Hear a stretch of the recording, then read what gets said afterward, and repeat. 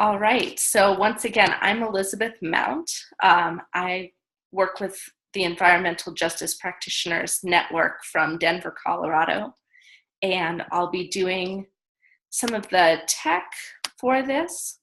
And I'm going to invite Psera Newman, one of our guest speakers, to introduce themselves and say a little bit about who you are and why you're here. Hi, my name is Psera Newman. I live in Lexington, Kentucky. I've done some activism work with groups like Greenpeace and Rising Tide. I've also worked with the Black Mesa Indigenous, what is the name of that? Well, they're related to Black Mesa Water Coalition, but it was the other group. Black Mesa Water Coalition is the Indigenous-led group, and that's an important distinction. I've just came from Standing Rock about a month ago, and I'm happy to be here. Thank you so much, Sarah. And Jimmy Betts, would you like to introduce yourself as well? Sure. Hello all. My name is Jimmy Betts, and I'm connected through the UUYCJ and the GROW Climate Justice and Racial Justice groups, and I work with a collective, a non-incorporated collective called Beyond Extreme Energy, where I play a role of sort of an interstitial outreach person, but my own personal work is centered more around issues of Indigenous, we'll say restoration, racial justice, and different forms of more kind of original sin variety of the nation we're occupying right now. Glad to be here with y'all. Oh, and I've been in and around, up and back to Standing Rock over the past 6 months since April when it was founded. And I'm currently at Mississippi Stand on the Iowa side, where we are looking to stop the underboring of the river currently. So I'm stepping away from that for this call, and I'll be going back immediately after. Thanks. Well, thank you so much for taking your time out to do that. And that leads right into our first couple of questions. One of which is, so we're an environmental justice network, and we're doing a call specifically on working with Indigenous groups and being in solidarity. And I'm wondering from each of you if you could expand a little on why you think that it's an important part of environmental justice work to work directly with Indigenous groups.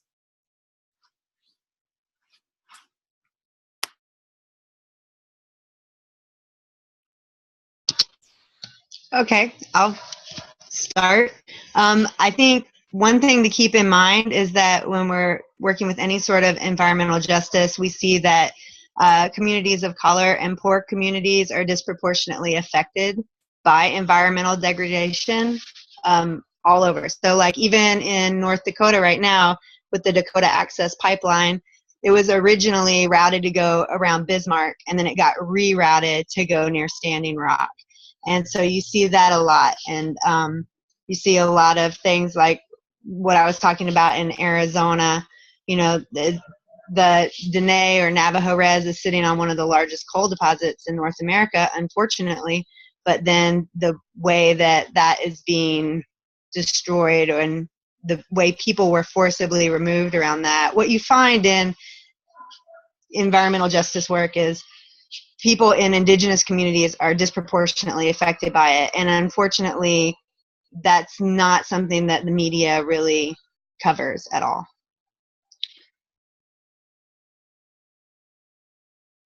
I think so often mainstream, even though environmental justice is not necessarily mainstream, but popular environmental justice discussions oftentimes will rally around quote unquote people of color or communities of color. And many times Indigenous folks are just kind of rolled into this amorphous classification when there's a certain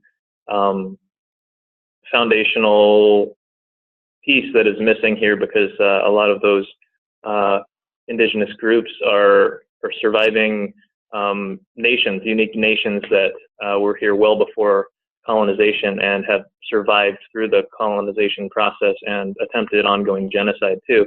And if we're not talking about that, it just honestly doesn't feel like a complete picture. It also just doesn't personally feel right for me, because most of where we're sitting, for those of us who are not Indigenous to this continent, we're having this conference call and we're sitting in places that are on stolen land too. So all of these things are so imperative to understand, to actually come to some form of restorative justice conversation, let alone realizing any of these goals, which are discussed more often than actually pursued, I find.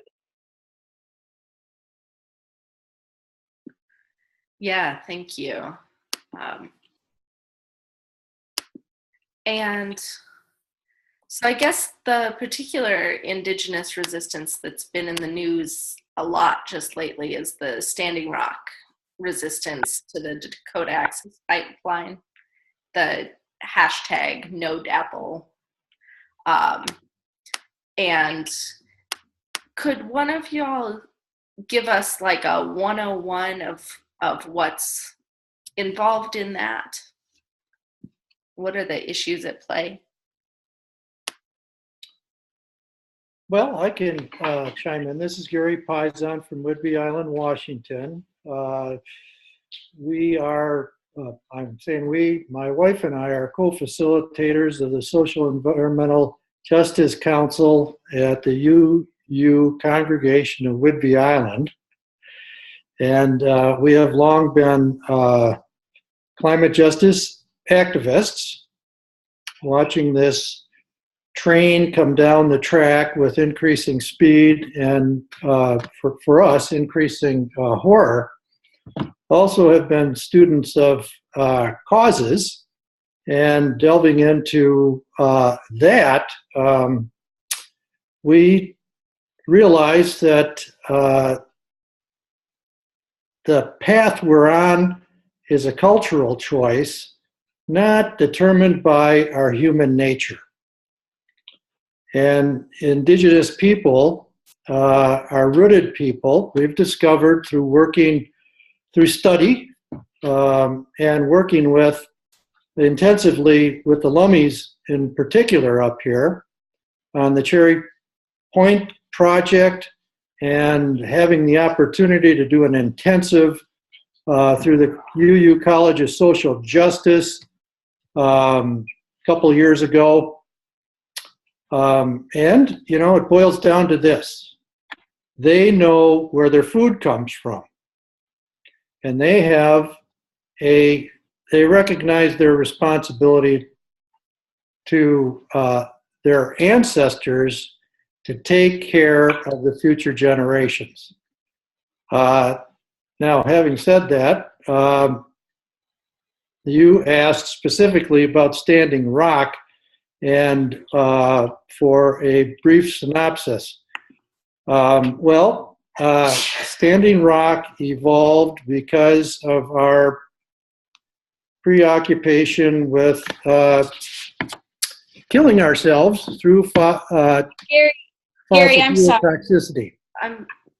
And what happened was the pipeline that was meant to go north of Bismarck and carry toxic tar sands, diluted bitumen, was changed because the people of Bismarck, for some reason or another, didn't want their water polluted by it.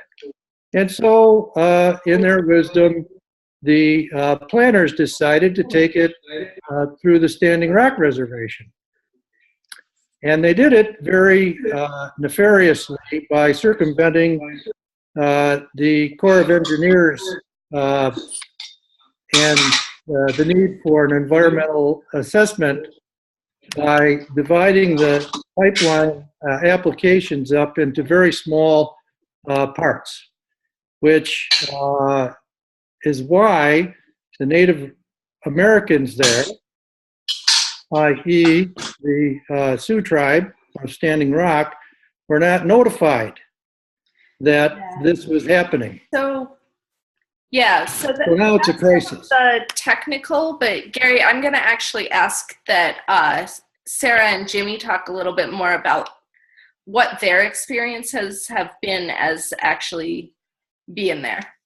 Thanks. I think Gary went as well, but I do want to, hi everyone, this is Ali Tharp with the Commit to Respond campaign and EJ Network. Hi, Ali. As the talks have guest speakers at the beginning for 20 or 30 minutes, and then we break into conversation. So this is a break from form, but perfectly all right in what it is. And I will stop talking now.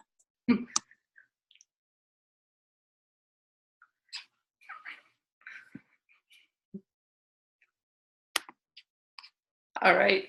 Jimmy, you seem to be unmuted. Would you like to talk to us about Standing Rock a bit while you're there?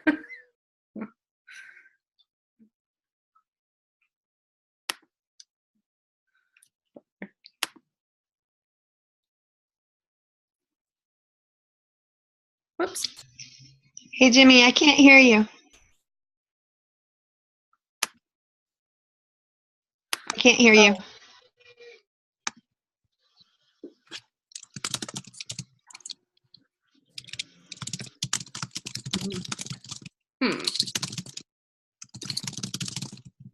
Did you call back in with your phone? Oh. Yeah, Jimmy, you have a phone as well? What's your 3-digit area code? Let me double check it's not muted from my end.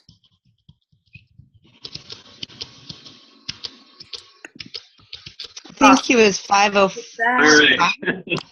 That There you go. it. Hey. Okay. All right. Thank you for your patience, everybody. Thank you. Right on. Okay. So yes, basically from the project that was Gary was talking about, that has pretty much rolled through with a lot of industry and we'll say local political collusion across the board. And I was made aware of this when I was spending a little more time in the state of Iowa, where this same pipeline is going to cut through, as well as South Dakota, North Dakota, and Illinois. And as a response to some of these processes becoming more public, so deals that were made between the Standing Rock tribe at the time and different opposition from members of the community there, namely LaDonna Brave Bull Allard, who was one of the co-founders of the Sacred Stone Camp, which was the first spirit camp that was set up specifically for prayerful engagement, prayerful community building. You can call it resistance, I guess, but again, these are just kind of descriptive words, but not official words that I would pin on that group. But that's how I was introduced to it. And for a number of months before the Army Corps was approving various and sundry things along the way, there wasn't a lot of direct action type of thing happening. So there wasn't the media spectacle that people have been seeing more of as a result. So a lot of the time that I've been spending there was in cultivating relationships with people that were called to help maintain and build a village and create a different type of environment where at least some of the separation from reservation life directly, as well as separation from kind of outside settler nation life, were allowed to intermingle because of the facilitation of the landowner, LaDonna. So, but again, that's simply the initial dynamic of the camp, and I think Psera has been there since when there has been the Ochedi Shakoan, the big camp, as well as the overflow camp with the influx of many people, many nations, as well as the direct action focused camp, the Red Warrior camp, that has sort of been holding that like particular part of the space, which is where I'm more drawn to most of the time in my work as well.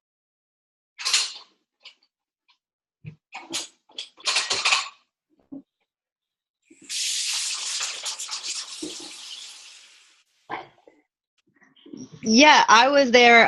It's probably been about 5 weeks ago now. And in my time there, I was in the overflow camp, and I stayed at Red Warrior camp because that's where I felt, I do direct action. So that seemed to be where I needed to be. What was happening when I was there was we had all these different tribes coming together. It was almost 200, I think, when I was there. And it was really beautiful. A lot of people were, seeing people that they knew and old friends, but also like, finding, relatives they hadn't ever met but knew of, and learning about culture.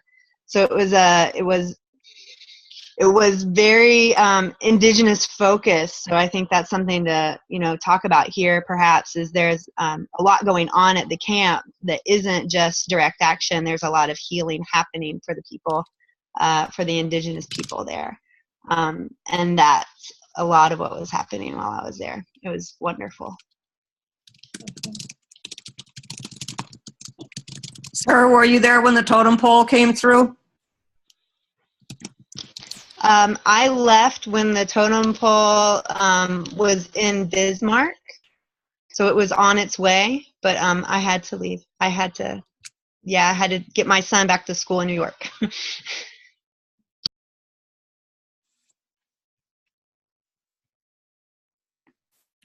Thank you. And that actually seems like it might be a good bridge. You were talking about how many things were Indigenous focused and felt healing and were not specifically direct action related. And one of the things that was really emphasized by some of our participants as something they wanted to learn about are ways of being in multicultural and multi-religious spaces, and specifically in Indigenous spaces.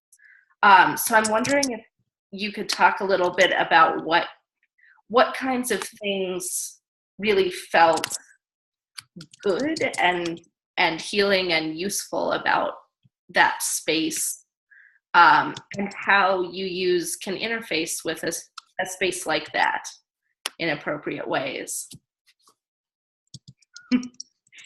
Just a small question.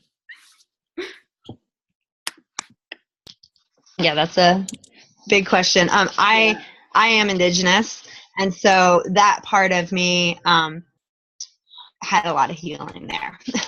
And that was beautiful. So that doesn't necessarily relate to people who are non-Indigenous. There were non-Indigenous people there, and some were absolutely wonderful, some were problematic. And the thing is if you go into these spaces, go to be helpful. It's not what we had a lot of people doing was showing up at the camp, taking a bunch of selfies and leaving. That is not helpful. Going to the camp and asking to be involved in people's private ceremonies is not okay. Like knowing your role in that, which is as an outsider, who's trying to be helpful, is really, really important. And not pushing yourself into people's private spaces. One thing that happened. Go ahead. No. Yeah, I'll just add on to what you were saying. No, please do. Go on. I would just add, in addition to folks sort of insisting that, I traveled all of this way, I must be in your ceremony, regardless of maybe what the ceremony is, even if they don't understand it. It's sort of a prompt to be listening, and honestly, sometimes those spaces are not even for like non-Indigenous ears or eyes to begin with. But the other thing that goes on is folks will they'll bring their own idea or appropriation of an Indigenous, what they believe to be a Native American or Indigenous ceremony, out and make it into a public spectacle at like the moment they get there. And that's also super problematic because it oftentimes verges on mockery, and a lot of people are not plussed by that, and sometimes folks are just asked to leave on occasion, oftentimes not by Indigenous folk, by other folk, settler folk, that are knowing that this is not an okay thing. So that is also a role for people that are more aware of some of the problematic elements in people that can be in these spaces that aren't willing to listen, or are bringing additional things that are actually more oppressive than collaborative and receptive to what's going on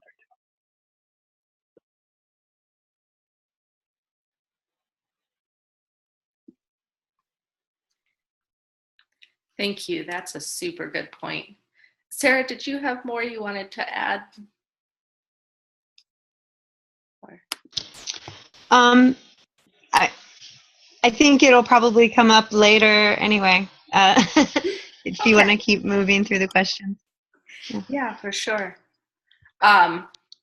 So actually to sort of expand from Standing Rock in particular to more generally in working with Indigenous communities, I know when we were putting this workshop together and making the outline, we talked a bit about cultural appropriation and what it is and how it looks when we're talking about Indigenous religions and Indigenous people. So I guess to start from there, could we sort of give a small recap of what's cultural appropriation? What can you do to tell if your congregation or group is doing something that's offensive, appropriative, problematic?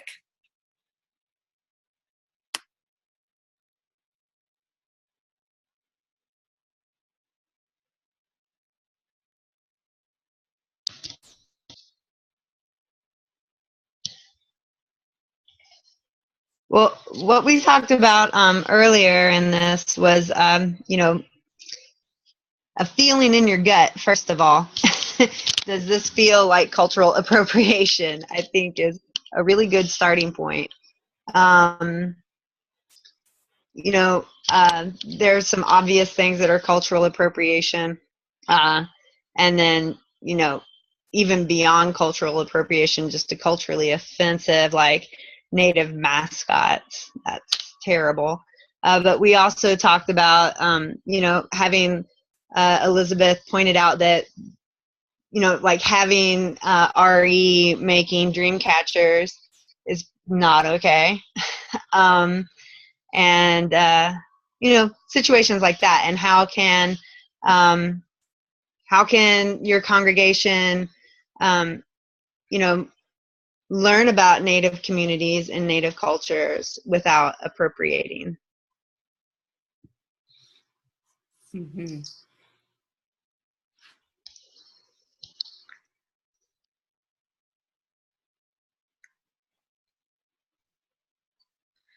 Yeah, and I think one of the things I had mentioned was that like in a congregation I was in particular, they had figured out that making dream catchers wasn't okay, but instead of fixing the appropriation problem, they did a different appropriative activity.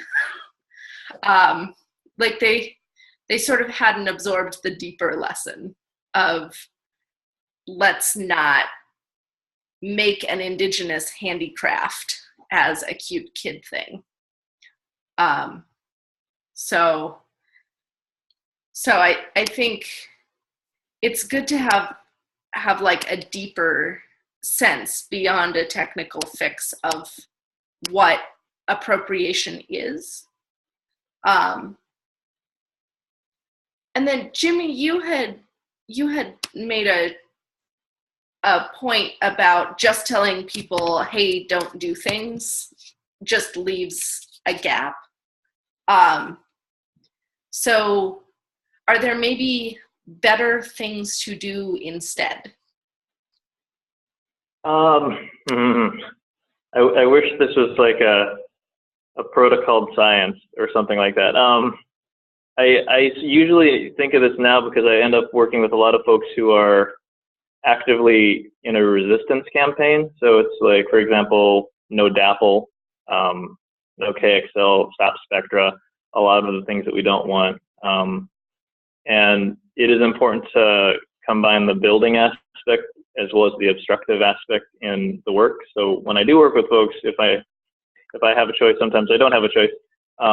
I really try to emphasize that an intricate, inextricable and effective duality there. So, for example, with building dream catchers, just explaining that as being something that's a no-no without understanding that, you know, there's so much more to doing the right thing than just restricting one specific practice.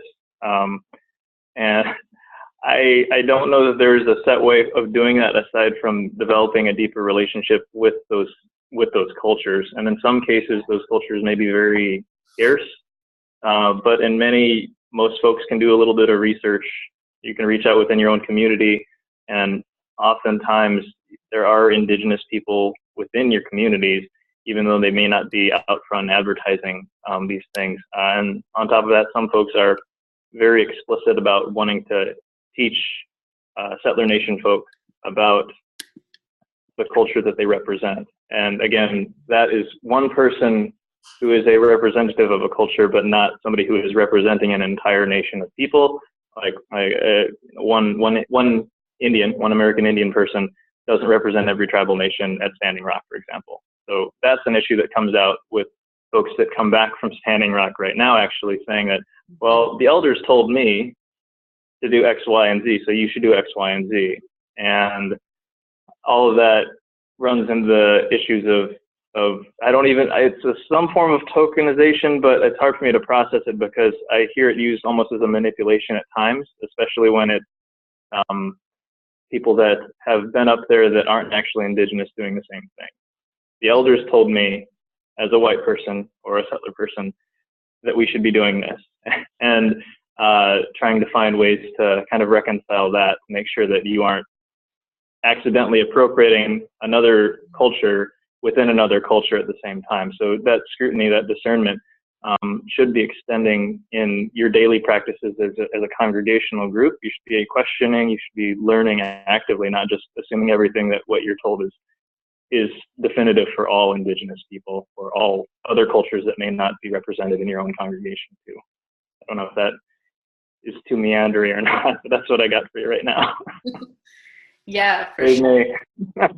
Yep.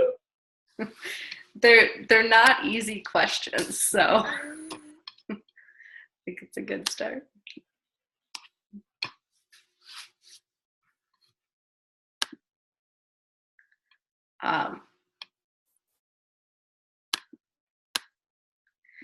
Yeah, so I guess I'm wondering,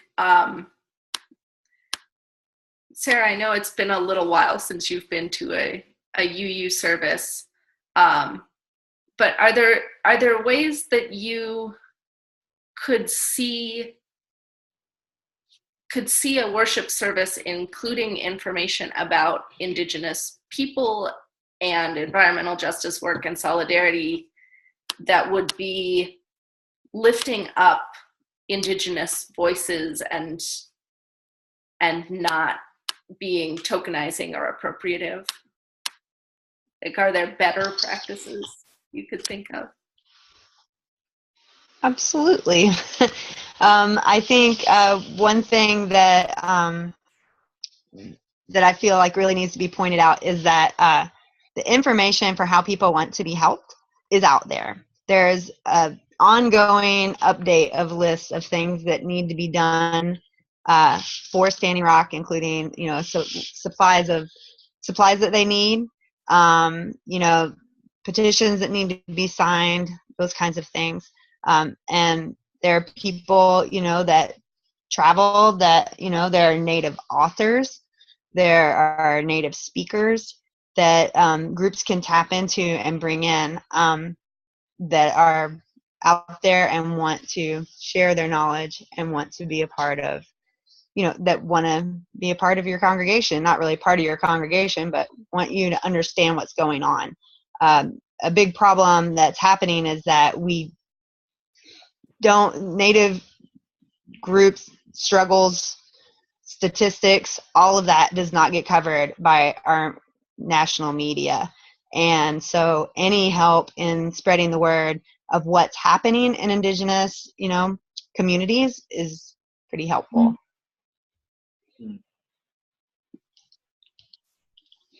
Thank you.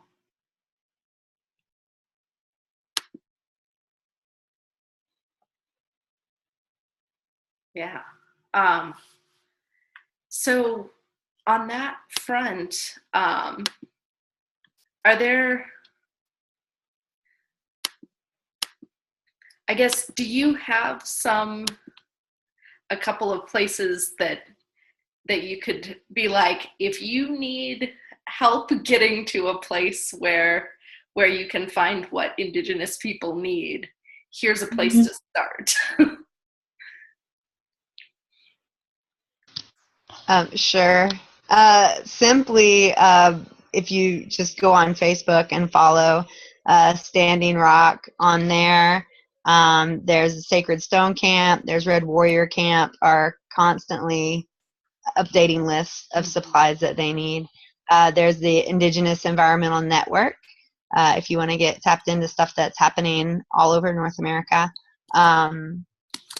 Those are just 4 off the top of my head. I'm going to compile a list of links to give to Elizabeth after this, and I think they're going to send that out to y'all.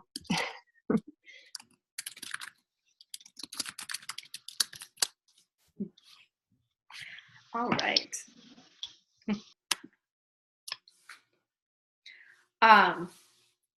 And then another thing that people really wanted and hoped for, and I think it's a pretty personal thing, but maybe talking about things that have worked for us might give other people ideas. Some of the folks coming on this call thought that having spiritual resources for bravery, ways of making themselves braver in stepping into Indigenous spaces or building relationships in order to organize with Indigenous groups would be helpful. So I don't know, are there ways that you've become more brave either in organizing with Indigenous groups or in doing direct action work? Are there things that help you? I lost the audio for a second, y'all. Sorry about that. Oh, that's okay. So Jimmy, I was saying one of the things that a lot of people have wanted are spiritual resources for becoming brave in doing deeper organizing, working with Indigenous groups, stepping out of their comfort zones. And I'm wondering, are there things that have worked for you or that you've seen be especially helpful for other people? It's sort of different for everyone, but also I wonder if some things that work for us might work for other people. I think even without having to think about it too much, I draw so much of my, I don't know, bravery is a weird word. I don't identify myself as being particularly courageous or brave, but I do find myself more in a position of confidence, especially when I'm in community and developing more writer relationship with the folks that I'm with. So I kind of have a semi-permeable rule when I'm doing actions. And again, if it's a more serious action, then this applies even more. But I don't feel emboldened to act with a group that I don't trust. And so much of that in and of itself, I would say ups the bravery count for me. Again, that's sort of the collective mindset as well. But I noticed that after exposure to these types of environments and people and inspirations, many of them are Indigenous and some are settler folks as well, friends and family, chosen family. There is like an ongoing sort of building process that I find myself in. So everything becomes less of a mystery as well. So it's now very easy for me to stand up in public or in a public space and start yelling or voicing an opinion that isn't being heard because of a process that is designed to actually exclude any participation by the public. So once you understand the details and the intricacies and also what is at play, the question becomes sort of like, I don't know if I can do this. It's like, why isn't everybody doing this? So knowing that it is oftentimes one person that is needed to try and crack that open for others, it takes courage, but at the same time, it's like, this is so necessary that I just have to do it right now. But that takes some practice, and it takes good support from folks, like a number of folks on the phone here that I know have some direct action experience, but also community cultivation experience more than that. So that is where I draw whatever bravery I possess in this moment. Thanks, y'all.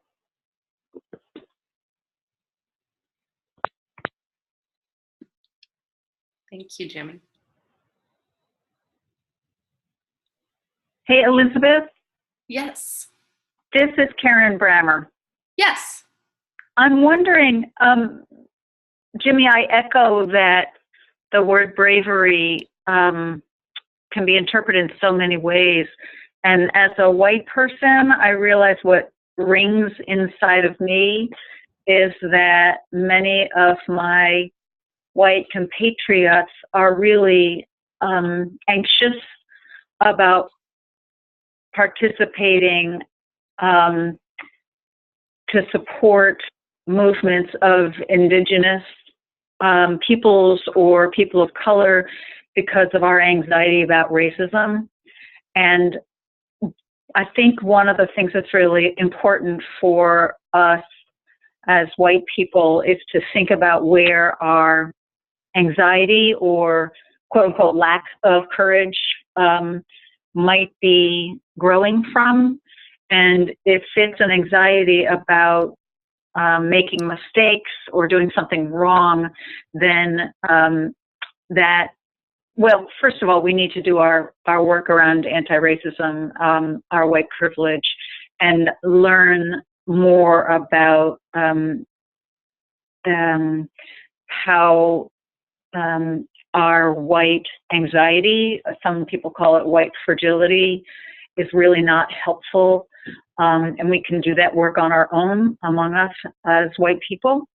But once we get more clear of that, then there's a whole conversation about what is it that we're asking ourselves to do. If it's to join into doing civil disobedience where we're invited and where it's appropriate, then that's another kind of courage that signing up for affinity groups or nonviolent civil disobedience training is a really helpful way to understand what it actually is.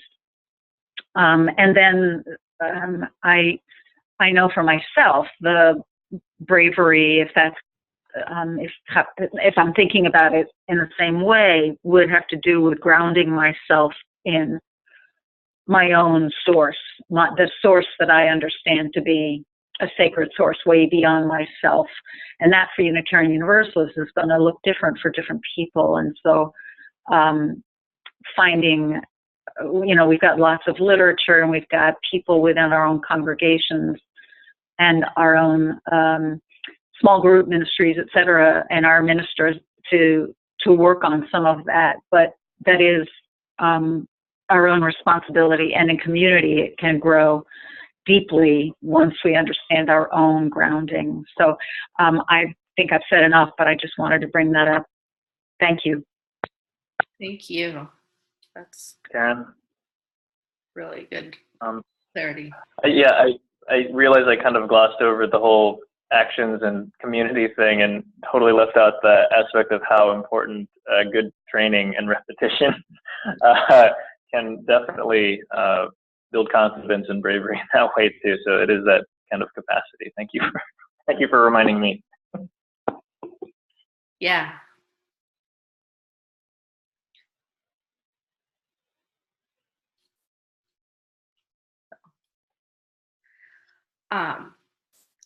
I was going to add a little bit that I feel is pretty specific to UU and very important.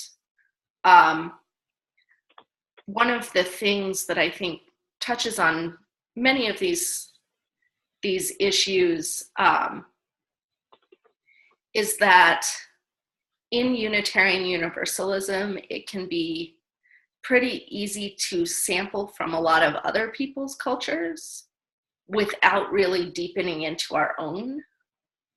And so, especially for those of us who are white, for those of us who are coming out of Protestant Christian backgrounds,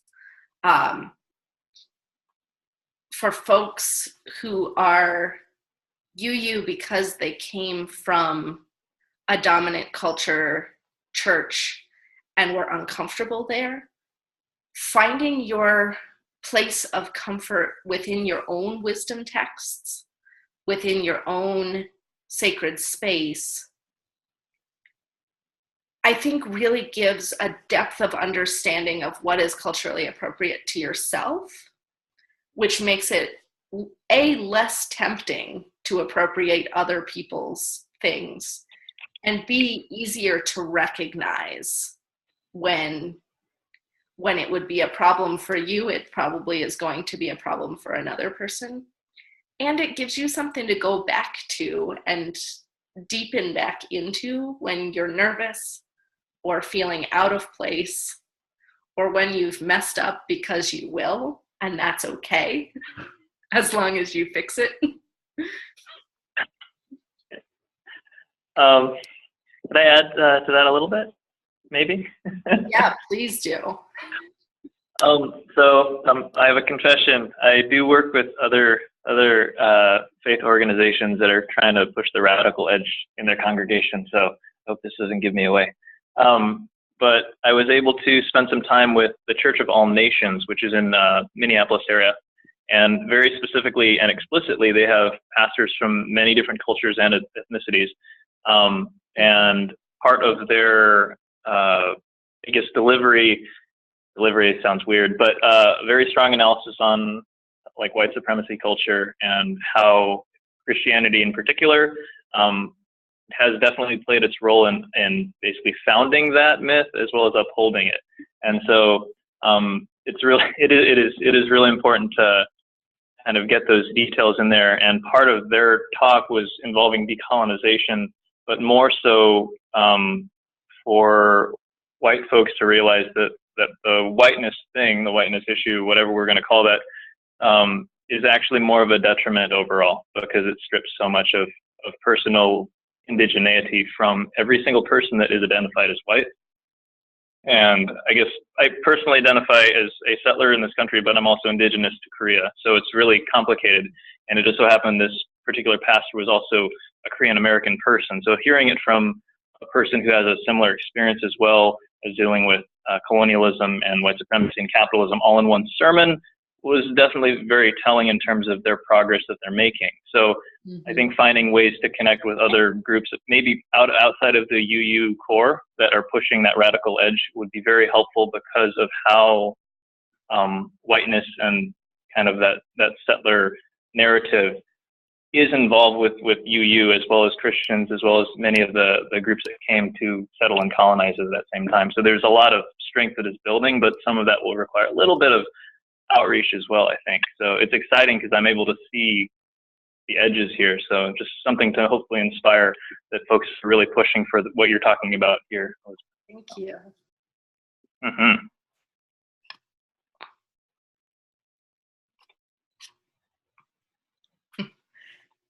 Sarah, you got anything burning inside you that you want to add?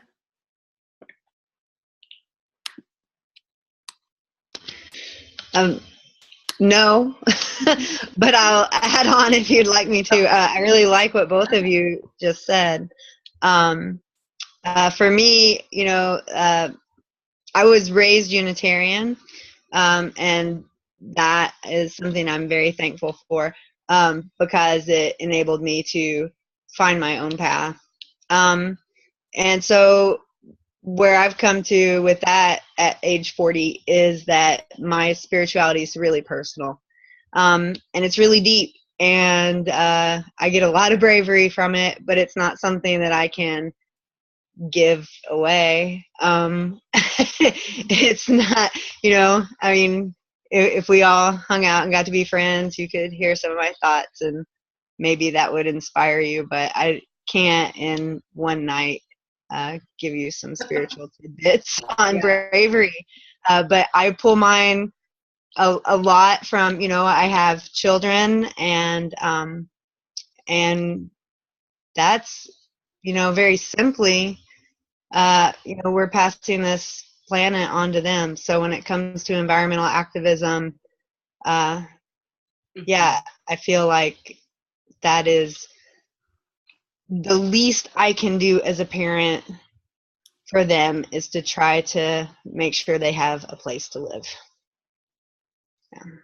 Yeah, thank you.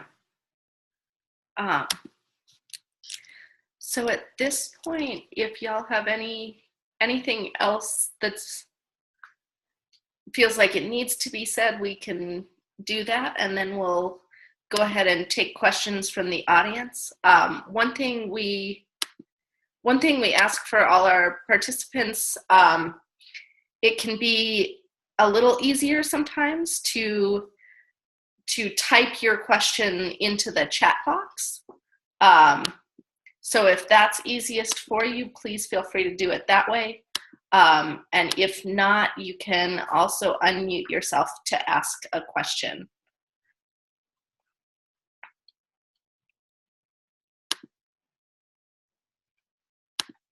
So. This is Allie Tharp. Question for Jimmy. What's up at the Mississippi stand right now? Can you give us any news? Oh, we can't hear you again. Thank you. Yep, unmuted. So there's a lot of misinformation. Don't trust the mainstream media. Don't trust police, as rules at this point, from especially down here and also North Dakota. But basically the narrative has been that the pipeline itself is already pretty much completed in the state of Iowa, and that it's absolutely not true. There's active construction going on throughout the state. And one of the critical points right now is the underboring underneath the Mississippi River from Iowa to Illinois and versa vice. And so I got arrested yesterday on top of an excavator with another woman of color who locked down to it, and I was her direct support.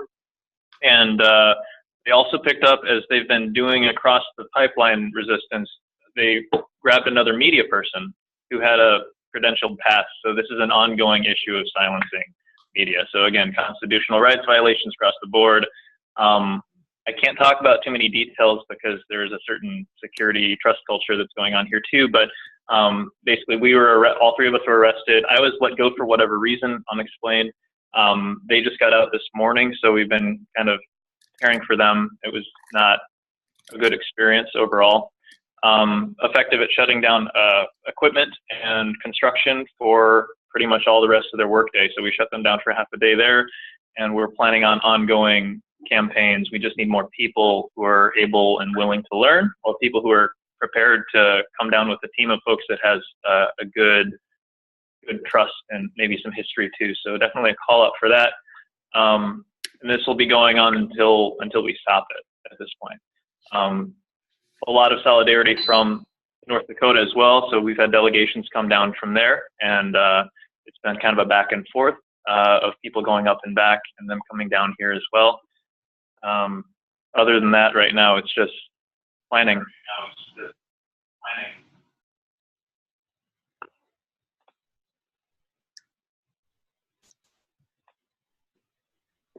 Thank you. Well, I haven't seen anyone. If anyone else has a question, go ahead. I don't want to hog the airwaves, but I could. Any questions at all? Okay, so I'll just ask. I'm curious if you have thoughts to share about the media, the narrative spinning that's going on in both places, the role of like church, to me, like the religious, the power to influence the situation by calling into question things like the permitting whackness that happened, or the media whackness that happens, the narrative spinning, those as points where churches might be able to make a difference. So I was put on one of the outreach committees when I wasn't engaged in an action or being arrested. And there aren't, from what I saw, any UU congregations in the immediate area.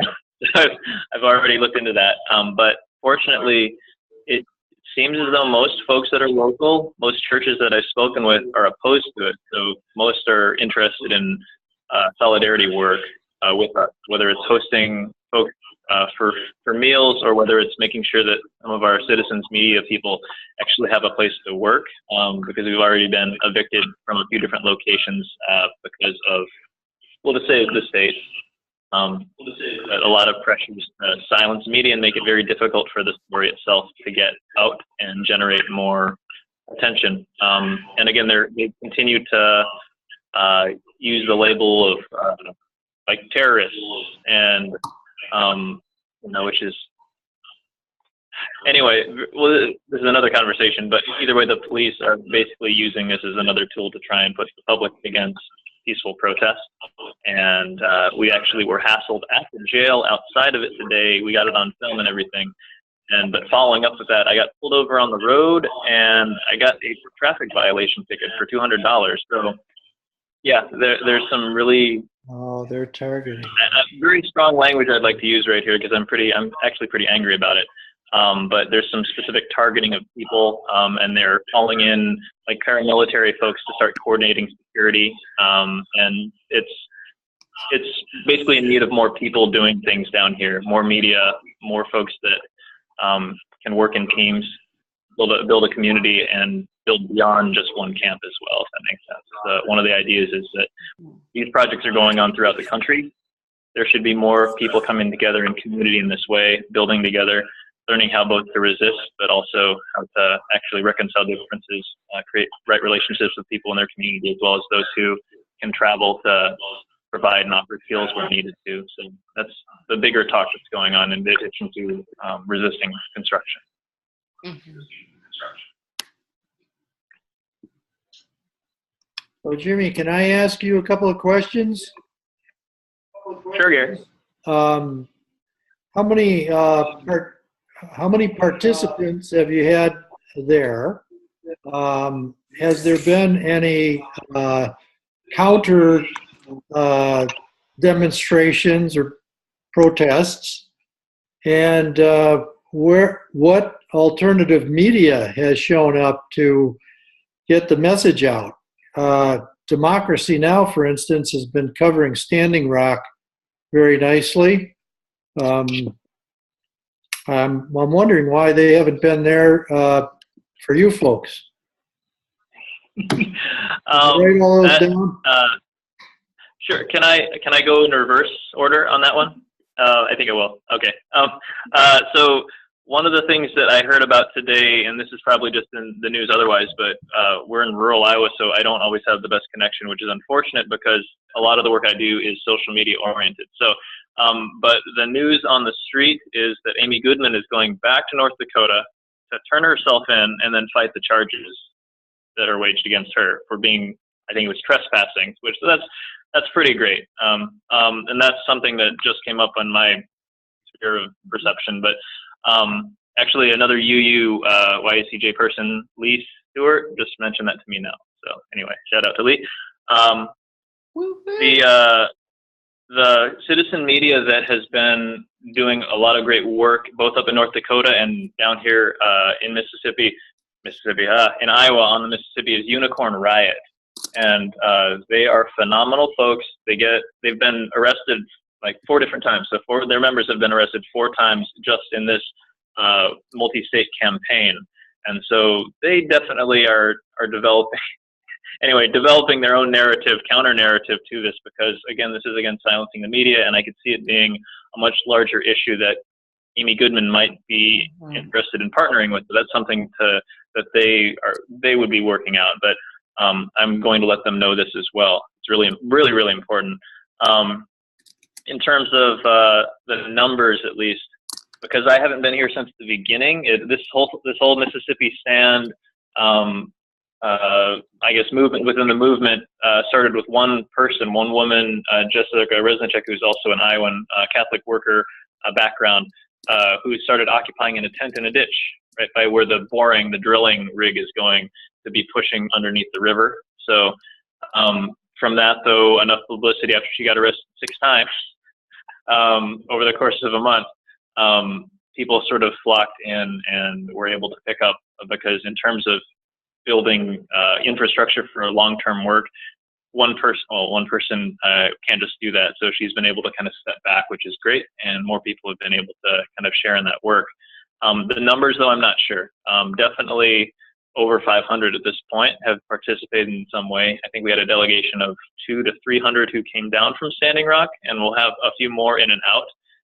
So if we're talking about like individual instances of people coming in, probably more, but the things the records so that are aware is someone that we actually trust with certain parts of what we're doing too.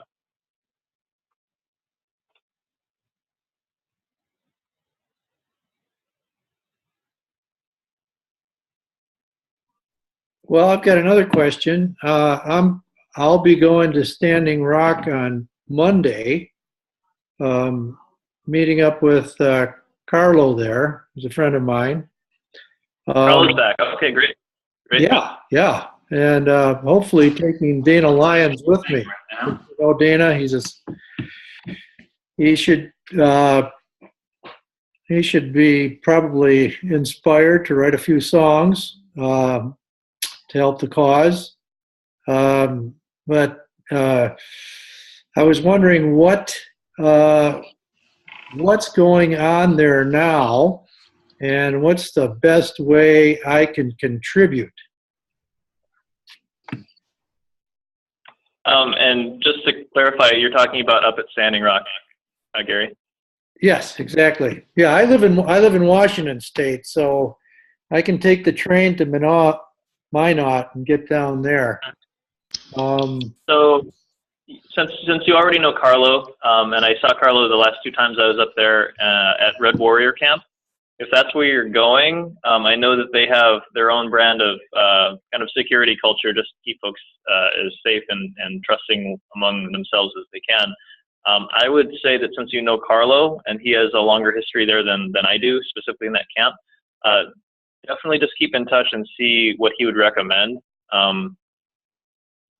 Beyond that, I honestly can't comment on what's going on at camp. Like every time I go back, it takes me 3 or 4 days to get my footing again because of how many people change positions and how many people have come or gone or somewhere in between.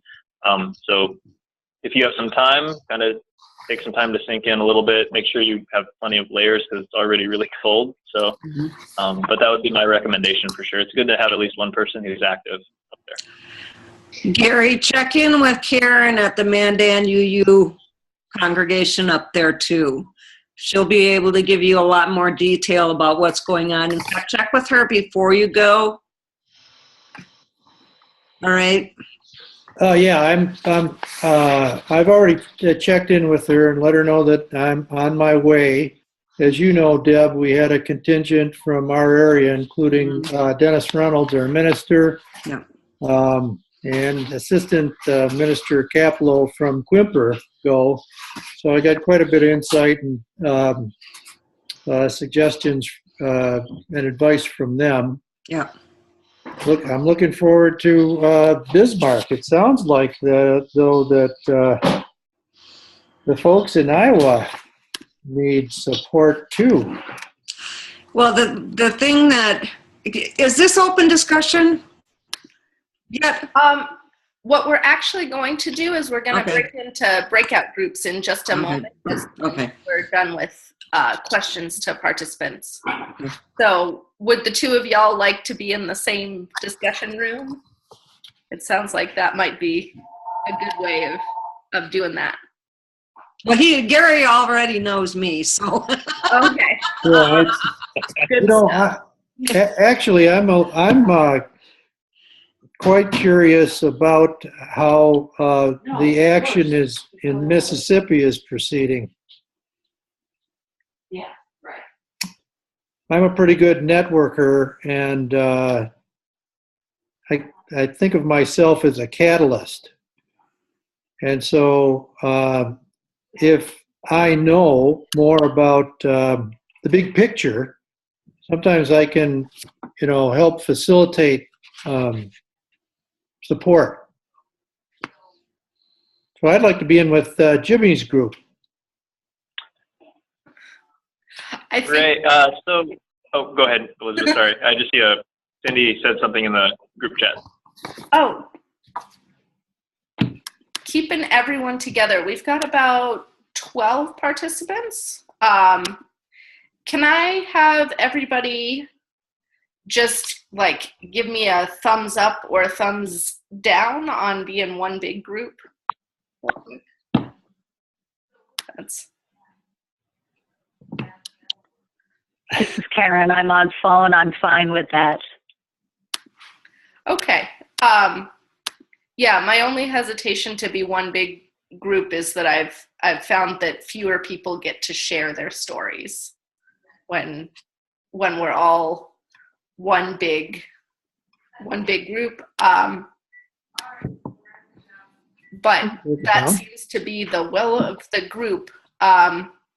So in that case, we're going to have to be somewhat efficient in our timing. So what we may do to sort of go into this, I'm going to go ahead and unmute everyone. And then I'm going to run down this as alphabetically as I can.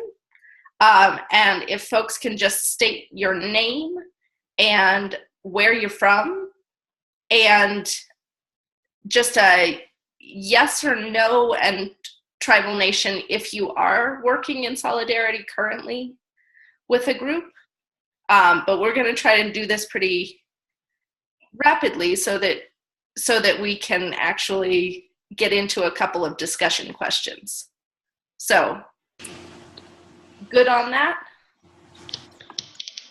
Good. Cool. Then I'm actually going to start with our phone folks. So, area code 510. Would you like to tell us who you are? My name is Frank Burton. I'm a member of a Star King Unitarian Universalist Church near San Francisco. And we're not currently engaged in work with an indigenous community, just at the beginning stages of developing that here. Our minister, however, we just called a new minister, and she identifies as indigenous. She's from Chile originally and was a refugee a few years ago.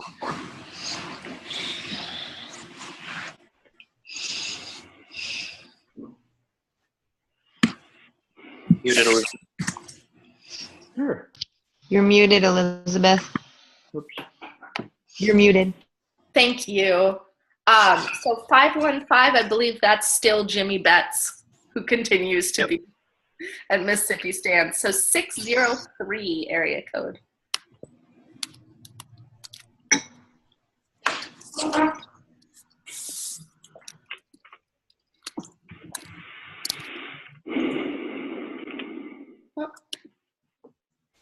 I can't hear you if you're talking. All right, area code 603, are you with us?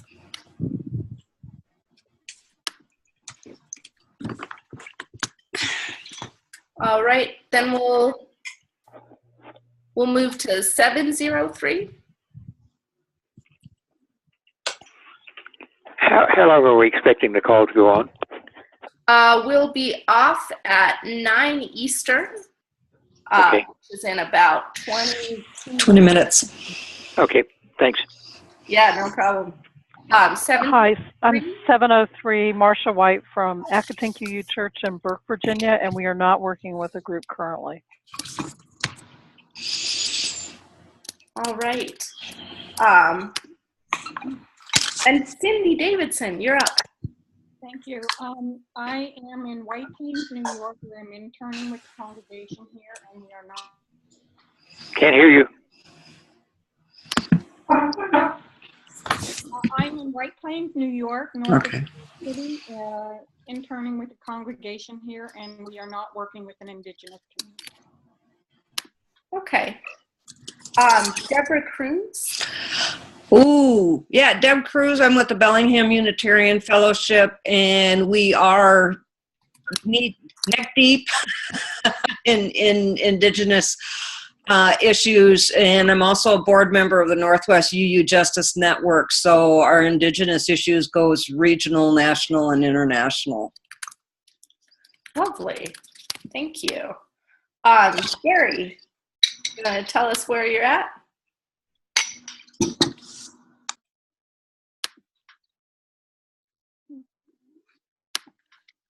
Sorry, Gary, are you still with us? Yeah, he's muted. Gary's muted. Oh. I muted myself. Sorry. Oh, lovely. I live in Whidbey Island, Washington, which is in the heart of the Salish Sea, and the former home of the Coast Salish people, who, although they're not here, we still feel their spirits in these forests, bays, and prairies that surround us. And I expounded rather elaborately when I first spoke, so yeah, you probably have a pretty good sense of my level of involvement.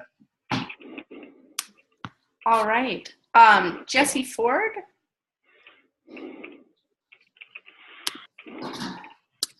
Come on, Jesse. Oh.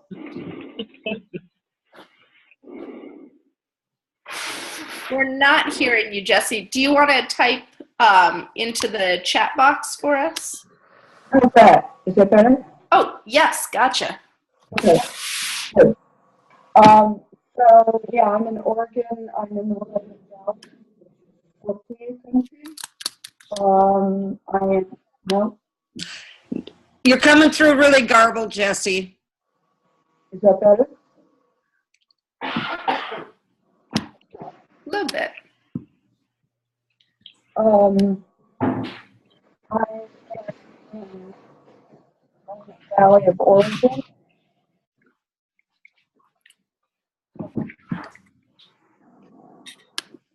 Yeah, your audio is not coming through it. Yeah, I think your audio is kind of off.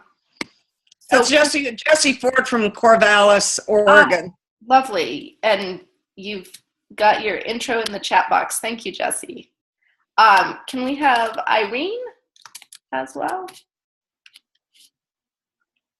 Irene Kime from Central Florida, West Central Florida.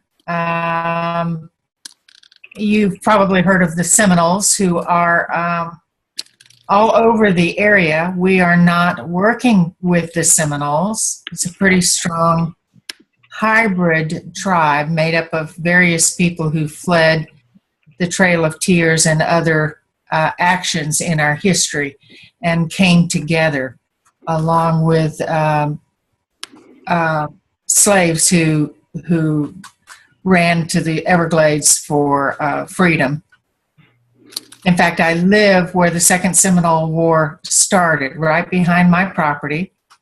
It is the only it's the only Native American war that was never settled by treaty. So in essence, we're still at war with the Seminoles.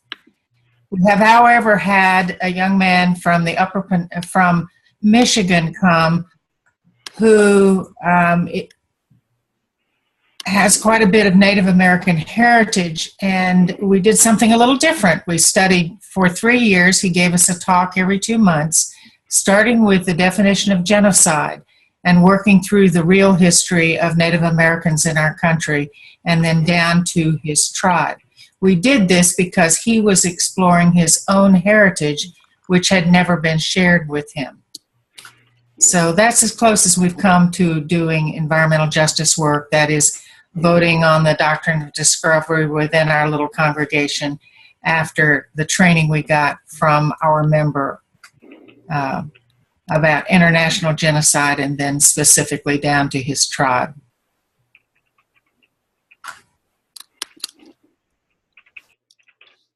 Thank you. And the UU Young Adult Climate Justice Network, also known as Allie Tharp. Hi, my name's Allie. I'm based in Austin, Texas, and I'm I guess a new person to hang out with, Wildflower UU Church. I'm not a member yet, but we have a climate action team that was doing some solidarity with Dakota Access. Most of my Indigenous solidarity stuff is outside of my UU organizing. Particularly Dakota Access Energy Transfer Partners is based in Texas. Thank you.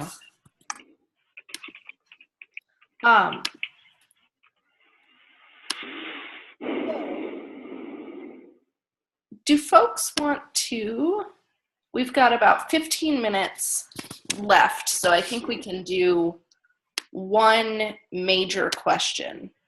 And I'm wondering if people would most like to go into a discussion about how to behave appropriately in multicultural settings, and talk about a good experience or a bad experience you've had with that and what you think a better practice might be. Or we can talk specifically about Standing Rock support, but we can only do one of those things. So, well, if you've only got 15 minutes, the discussions on culturally appropriate is probably not going to go well, because that's going to take way too much time to sit down and try to talk about how to behave. The big thing is keep your mouth shut and listen. That was a really good sum up. Yeah. This is Karen Brammer. Now that we've covered that topic, I wanted to. I am the manager for the Green Sanctuary Program, and when individual congregations are thinking about working with a local Indigenous community, we have those kinds of conversations about what it would mean to partner appropriately, or ask for an invitation to be at the table, that kind of thing. But what I'm thinking about on a national level is that it took me a while to understand the level of importance of Standing Rock as far as 300 different Indigenous nations coming together, and how that this is a moment unlike other moments. It's not just one more Indigenous community getting run over and resisting as they get run over. It's something quite significant. And as a UU larger community, I'm wondering what kind of message is important to get out to our congregations or to our administration, or in some other manner. But what is the message about this moment that people really need to hear that we're not hearing?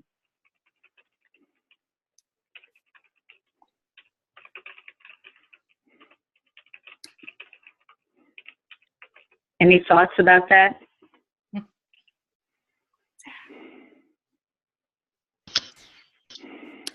I have some thoughts about that.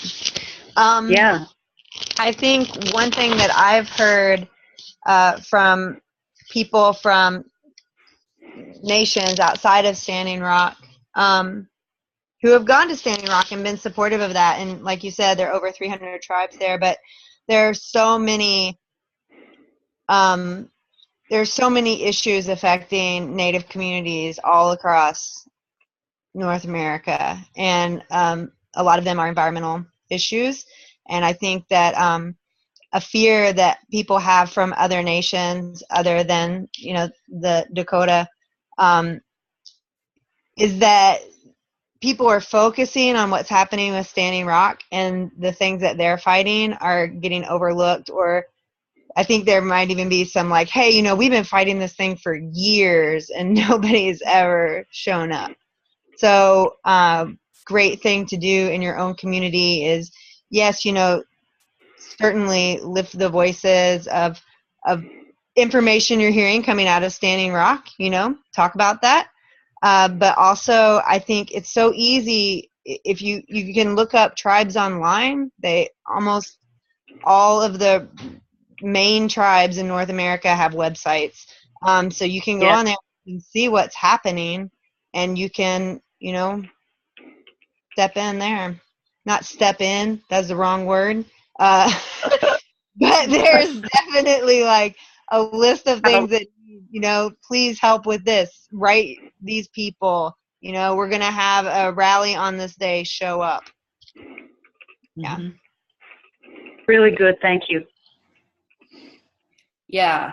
I'm going to add to that a little bit from the UU polity wonk side of things, that the UU General Assembly several years ago now, I believe in 2012, formally repudiated the doctrine of discovery, which is to say that Unitarian Universalists as a national denominational body stated that we didn't believe that the taking of land in the name of white settler Christianity was okay, and that we were committed to acting to restore relationships with that. So in terms of doing UU solidarity work, going back to our own faith and policy positions and really getting familiar with that language, I think can help move a message of solidarity most effectively.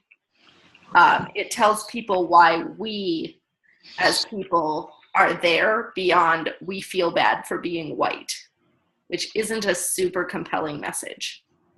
But we are called by our faith sure is.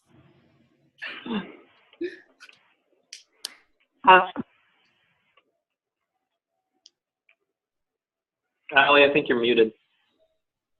Thanks, Jimmy. I use a lot of hands. So there was a resolution at General Assembly this past year called Rethinking Thanksgiving, a business resolution that was passed that called on the UUA to consider UU historic colonial history. Was that Bob Murphy's? That was Bob Murphy's. Oh, good.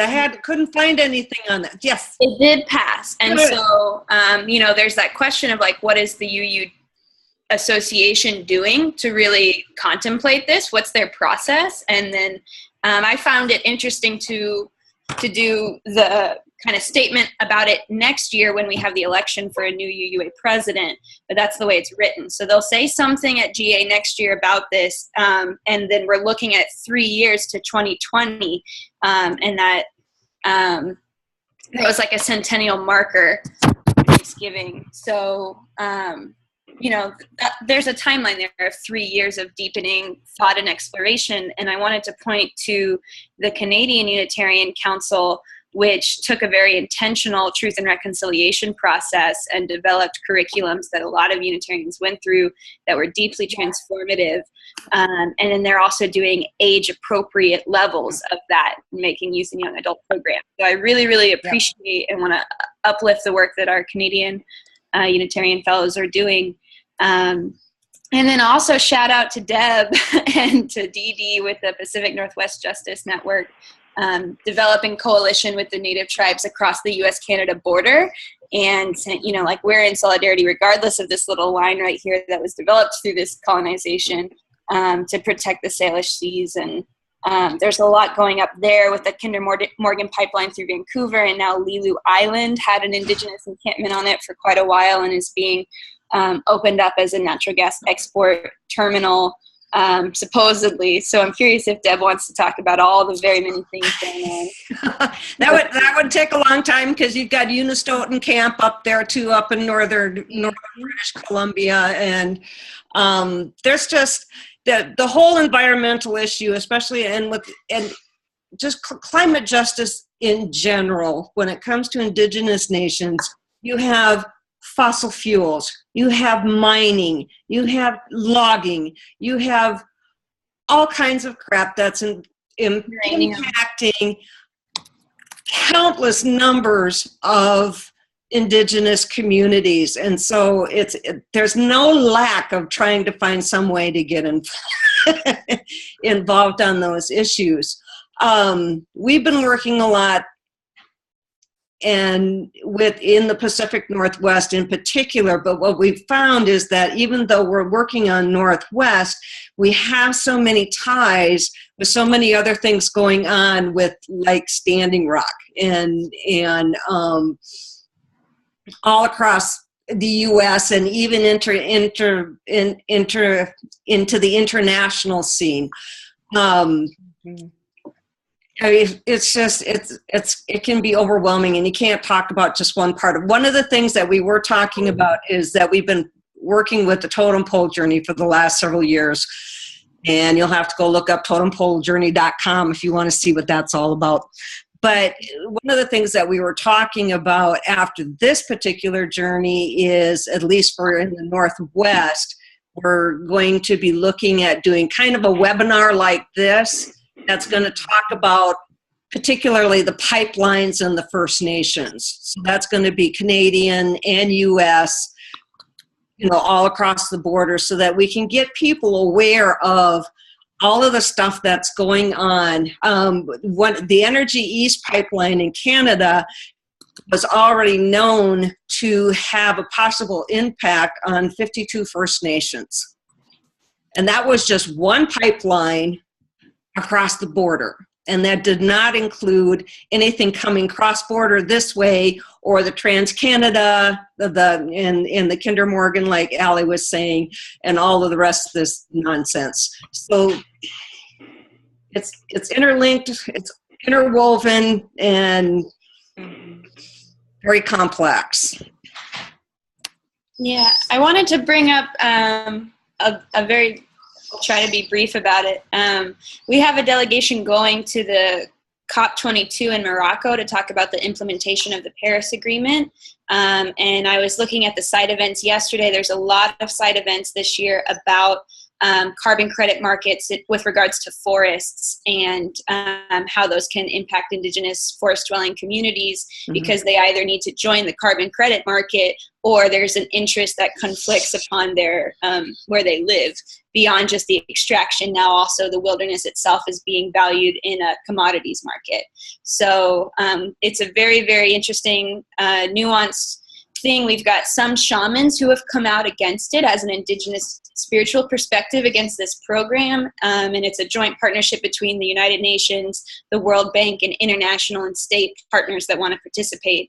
And the motive is like a value of transferring wealth from the industrial nations to the developing nations. So it's often talked about in language of justice and language of economic, creating more economic equity on a global scale. So it is a very complicated subject, but that's one thing where we do have a delegation going that can look at some of these events, and I would love to see us just paying attention to that level of it as well, because as a denomination, we're promoting the Paris Agreement, and these carbon credit markets are a part of that. Now, are they going early enough to go in time to the International and Indigenous Conference? That's like the couple days before the actual conference itself. Can you send me the info on that, Deb? Yeah. I'll put it forward. Okay. I don't think November 2nd to November 4th is the Indigenous International component of that the UN the COP 23 24 no 23 20. Wait, what? This year's 23 22. Yeah, last year was the 21st. This year's the 22nd. Okay. Anyway, November 2nd to the 4th is the Indigenous component. Thank you. Appreciate that. But I will send you that as soon as I can find it again. Thanks. If I can just add this quickly on another thread, in a way to increase the general public's awareness and make some links. Bill McKibben, as you know, pointed out that there are certain banks that fund these nefarious pipelines, and we are in the process here of demonstrating at our Wells Fargo bank. And it's very susceptible now because of its other nefarious activities. I think we could leverage that pretty effectively.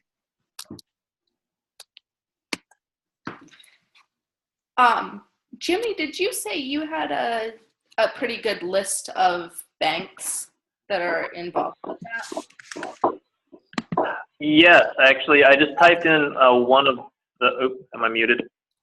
No. One of the resources that No DAPL, No DAPL Solidarity has been rolling forward again, and this is more for decentralized actions. And many resources are there regarding some of the banks that I think Gary was talking about too.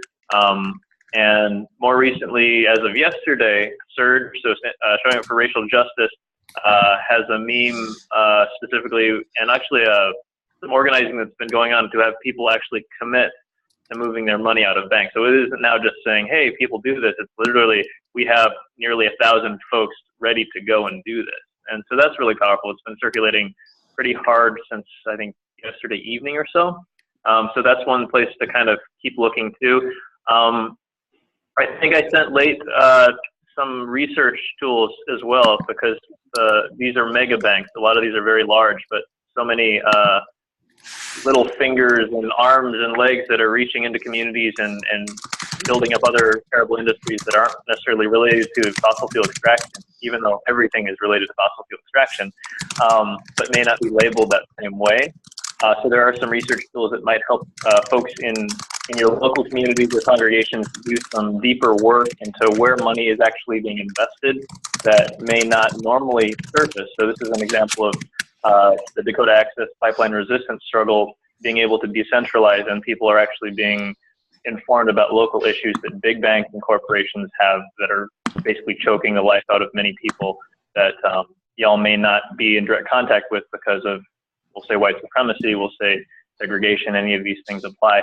But this is just another avenue for folks who do have that ability to do some of that work there too. So it's really compelling, and I'm encouraging folks to approach that with that bigger mindset. This is not so much about a pipeline battle anymore. It still has this pipeline going, but that is what has brought people together, and hopefully that will spark folks to be inspired to move forward as opposed to just fixate on one corporate project.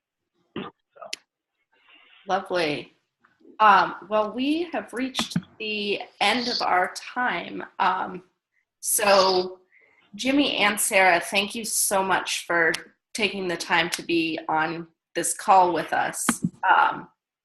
If either of you have any final thoughts, I would love for you to feel welcome to say that. And then I will close us out. And thank you all for being here and sharing your knowledge. I've been pulling web links and resource offerings out of the chat throughout this call. So I have a list of those being built as we talk together. Thank you all for having me. I'm going to send Elizabeth a list of links and places to go, and I think it's really exciting that you all are interested in solidarity. Thanks. If you're going up to Standing Rock as well, we do have a Facebook page. It's called UU Presence at Sacred Stone Camp. And if you know other people who are going, please have them get in touch with me or Reverend Tandy Rogers so that we can get you access to the Facebook page so you can post things. You're going to have difficulty posting things while you're there unless you know where Facebook Hill is. But you know. but even, you know, before, after, in between, however you can, to take in and go on there and post your experiences and your photos and things of that nature. And then make sure you check in with Bismarck UU's congregation and say thank you, if nothing else, for all of the work that they've been doing up there. Wonderful. Thanks. All right. Thank you, Psera and Jimmy, and thank you, everyone, for being on the call. call with us. If you want to hang on a second, I'll put the Facebook chat link in the chat notes. Wonderful, yes. And if anyone else has a final resource or anything they want to post, I will keep pulling those until we're all gone. Hey, Jimmy, could you hang on the line for a quick conversation? Sure. Thank you. Lovely. All right. I hope everyone has a wonderful night. Get some good rest and be ready to do the work of change in the morning. Thank you. Thanks all. Have a good night. Thanks for all you've done and all you're doing. You too. Safe travels, Gary. Yeah. Dressing warm. Yes. Oh, very Yeah. Is there going to be a winter work stoppage? Do you know? Probably not. It sounds like they're going to try and push through as much as they can. I imagine weather will stop them though at some point because it's North Dakota, but I haven't heard anything like that. Yep. They're pretty desperate to get it finished up there. I think they know the fossil fuel age is coming to a close, so they want to cash out as quickly as possible before the carbon bubble bursts. My sense. That sure seems to be how fracking is working out here. Well, I was looking at their stock value yesterday, and everything going on has not significantly impacted their stock value. Oh, interesting. So I find that to be revealing of the power of the mainstream media, and the media block off that's happening. I've been watching the Facebook trending shit I'm sorry, I'm cussing out. It's over officially, so I can.